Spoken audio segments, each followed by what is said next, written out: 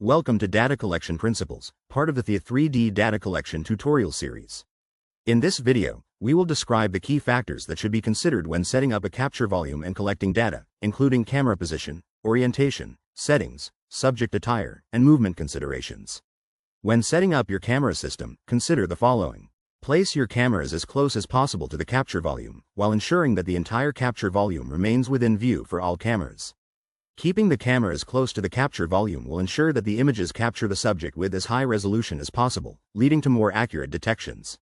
Consider the camera frame boundaries when positioning and orienting your cameras. Account for the expected top, bottom, left, and right edges of the 3D capture volume and try to keep them within the 2D camera views.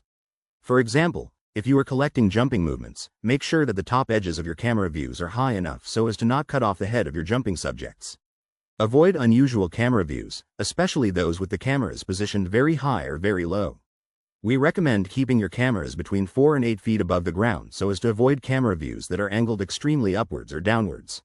This will provide useful views of your subjects while reducing the likelihood that the subject's body or limbs obstruct the view of other parts of their body, such as would be the case for a bird's eye view camera angle.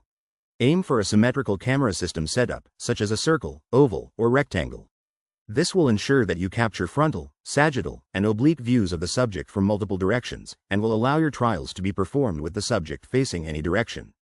When selecting your camera settings, consider the following. Consider the speed of the task that you will be collecting, and select a camera frame rate that will be able to capture it sufficiently. The faster the motion, the higher the frame rate that is required to obtain clear and crisp video images.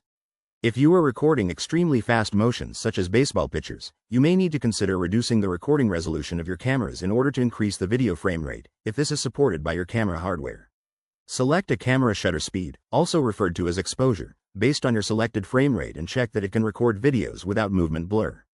A guideline for video recordings is to use a shutter speed that is equal to, or smaller than, 1/2 the frame rate.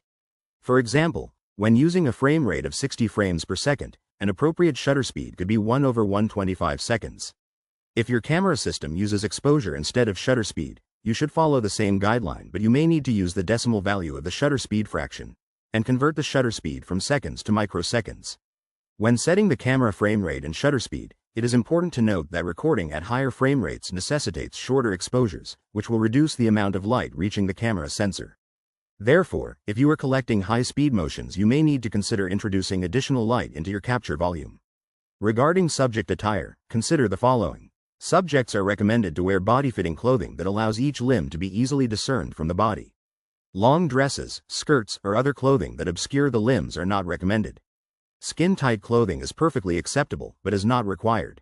Subjects' clothing should provide rich visual features, such as visible creasing, shadows, or other textures. It is important to note that many of these visual cues disappear for black attire in low lighting conditions. Therefore, the ambient light within the capture volume is often more important than the color of the attire.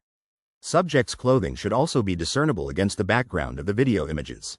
For example, if your collection volume has black walls and floors, a subject wearing all black attire will be very difficult to discern from the background, which would not be recommended. Finally, movements that have the subject performing high levels of contortion or that involve multiple closely interacting subjects may present tracking challenges. Such tracking challenges can often be solved using a sufficient number of well-placed cameras, but consider whether these movements are required for your purposes.